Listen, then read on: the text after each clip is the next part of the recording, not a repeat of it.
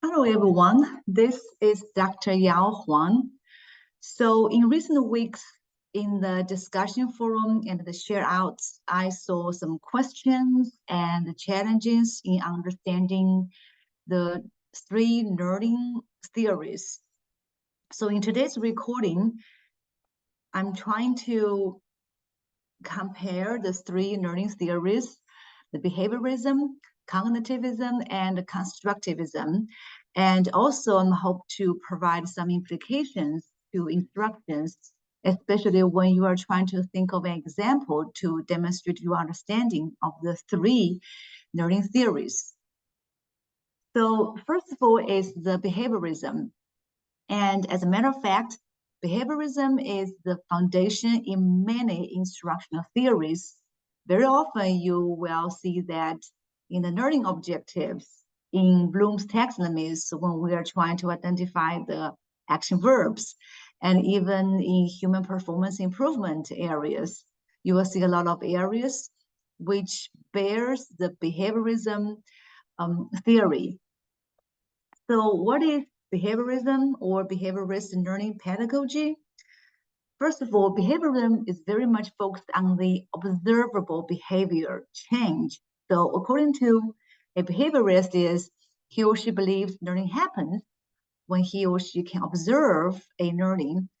So this means that it's very much like you see that a behaviorist may ignore the mental process. And I'm glad that many of you noticed that and also discussed that in our discussion board.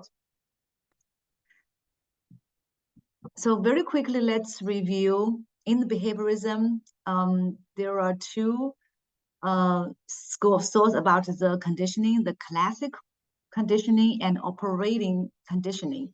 The differences are that the classical condition, they use the stimulus very neutral, like food and ring bells, to associate with the behavior change. And in the operating conditioning, this is from B.F. Skinner. B.F. Skinner's introduced the positive reinforcement or negative reinforcement to trying to increase the desired behavior or reduce the unwanted behavior. So this is a very brief review of behaviorism. And then let's move to the cognitivist learning pedagogy, the cognitivism. So when a cognitivist comes to in the learning, very much he or she will focus on the mental process. This is where we talk about the cognitive information process next. And also, this person will focus on what's the mental representation and what is the mental structure, which is a schema theory. So in the cognitive information processing theory, we pretty much treat the human brain just like a computer. Is first of all, we have like three memories here. One is the sensory memory, which is very short but have a large capacity. And then the second one is a short memory. It's kind of something, it has somewhere a limited capacity, but the attention could be like 15 to seconds. And then we have long-term memory. So this is how the information is processed. First of all, is in the sensory memory, you have a lot of information coming to you or come to a person. But this person or student has to be focused to pay attention in order to get or select the information to move to the short-term memory. And then in the short-term memory, the person may be do understanding, trying to comprehend or do calculating or to compare. It's a lot of mental process. And then in this process here, we have encoding to store the information into the long-term memory. And then later on, when this person is trying to recall, this person will retrieve the information from the long-term memory. So you can see the cognitive information processing is pretty much treating the human brain as like a computer. And then in this theory, we also see the schema theory comes into play. The schema theory is trying to capture the data to make that as a structure. So when we understand the structure, we understand the knowledge, and then which help us to interpret the events and understand the phenomenon surrounding us. So we pretty much will think about a concept and then trying to fit the new knowledge into the previous concept to fit into the schema. And in the cognitive information series, that when it comes into instruction, many often our goal is to help students to reduce the cognitive load. So we provide help through like graphic or representation, like concept map, schema map, or we provide lots of exercise practices to reduce the load of the working memory, or we provide the chance to help students to do encoding and improve their memory. So all of the things as the instructor, we instructional designers do is to help students to encode the information.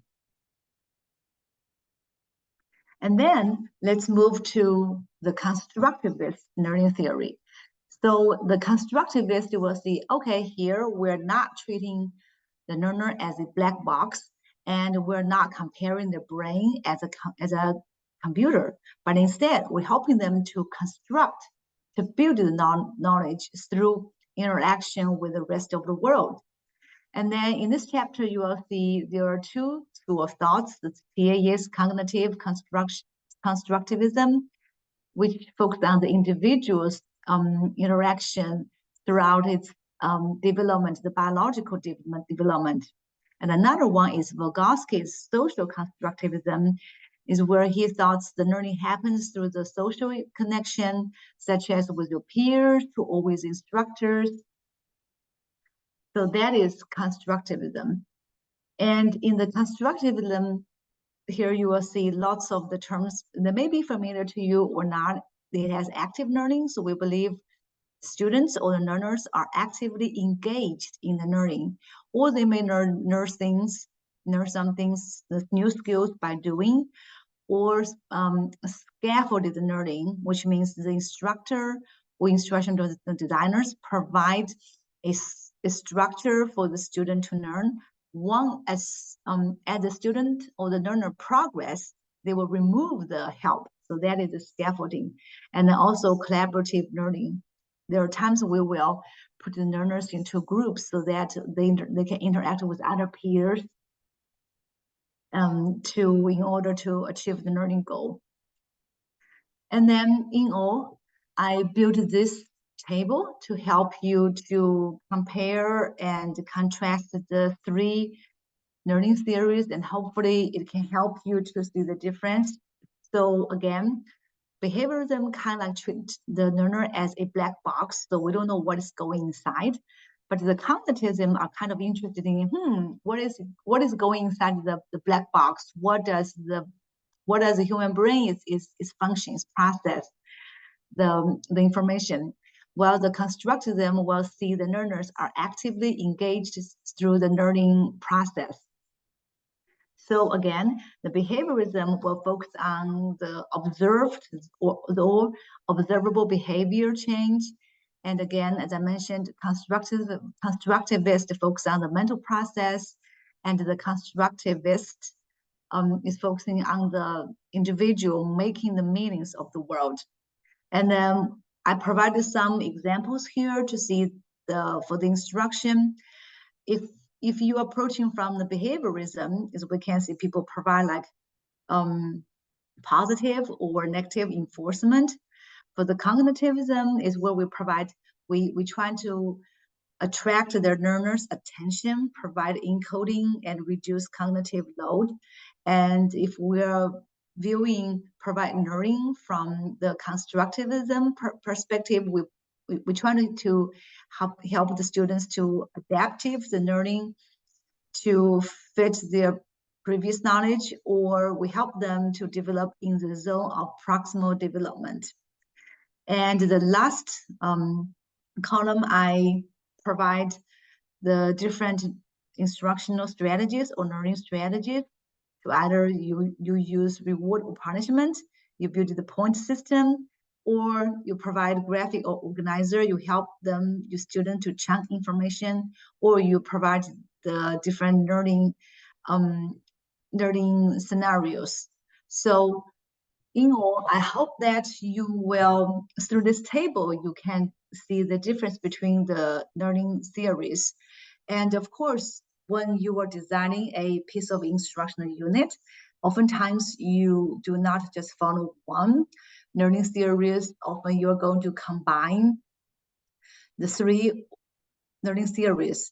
And also down the road, when you are learning more theories, I believe you will have more useful tools in your toolbox.